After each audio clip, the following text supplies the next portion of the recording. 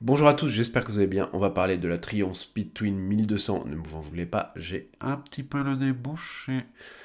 Alors, le millésime pour 2025 est revu. Il avait anciennement été revu en 2021, un style un peu plus néo-rétro. Là, ça fait un petit peu moins sens pour le néo-rétro, même si c'est toujours un petit style néo quand même. Bon, on dirait qu'elle est quand même plus moderne. Elle a été revue pas mal d'aspects. On va en parler tout de suite ensemble. Pour ce qui est de la puissance, on est toujours sur le 1200 cm3, 205 chevaux. Elle prend 5 chevaux au passage. 112 Nm de couple, donc un couple vraiment intéressant. 216 kg pour 14 895 euros. On reste sur un tarif à peu près raisonnable quand on voit l'envolée des prix de certaines motos. Bon, là, ça reste plus ou moins la même chose qu'avant, même si pour une moto de moyenne cylindrée, enfin grosse cylindrée, mais puissance moyenne et tout ça, c'est pas donné. C'est vraiment dans le prix actuel. Le Triumph n'a pas trop abusé à ce niveau-là, contrairement à d'autres constructeurs qui ont un peu pété un plomb sur les prix, je trouve. Pour les aspects esthétiques qui changent, on a les caches latéraux, les carters moteurs, les caches d'alimentation, le phare avant à LED, et les supports, la selle, les jantes alu, le silencieux, énormément d'aluminium sur cette moto. Et les finitions qu'on peut voir aussi sur les photos qui sont vraiment très très propres.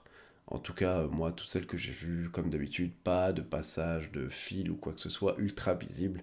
C'est vraiment du Triomphe. On est vraiment content sur ce point-là. Quand on achète une Triomphe, on sait ce qu'on achète. On achète quelque chose de très bien fini, avec des belles peintures, etc. En général, on n'a pas à se soucier de ce genre de détails avec cette marque. Et ça fait extrêmement plaisir. La selle est aussi revue et elle est à 805 mm, ce qui n'est pas très haut, ça va, c'est pas une KTM, on est plus à 3,5 cm de plus. Là, ça reste assez raisonnable même pour les personnes de petite taille. Le guidon a été relevé et les repose-pieds ont plus de place, donc vous serez mieux sur la moto, vous pouvez poser vos pieds plus facilement dessus. Partie cycle, revue aussi quasiment en entier. On a maintenant une fourche inversée Marzocchi pardon, de 43 mm et deux amortisseurs Marzocchi à réservoir séparé à l'arrière, donc du plus haut de gamme qu'avant, même si franchement, pour l'avoir essayé, l'ancienne 1200, j'ai pas vu que c'était nul la partie cycle. C'était rien de comparé à une Sportive haute, mais ça avait rien de bidon non plus. Donc s'il l'améliore encore, c'est plutôt cool. C'est une moto qui tient très bien la route. Le moteur, j'ai vraiment bien aimé aussi, ça marche très fort.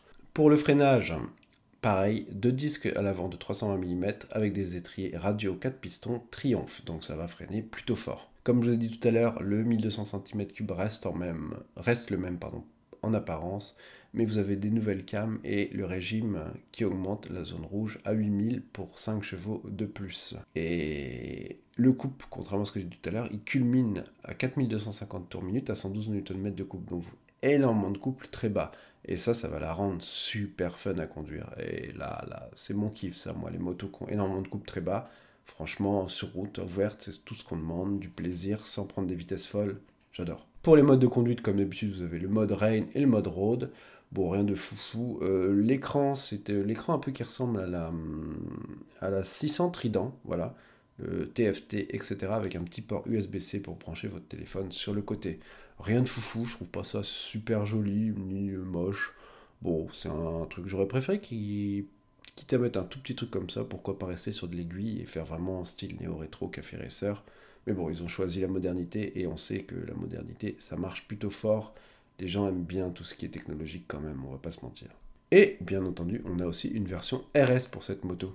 Pour la RS, pas de changement foufou. Vous avez du Brembo Stilema en frein à la place du freinage Triumph.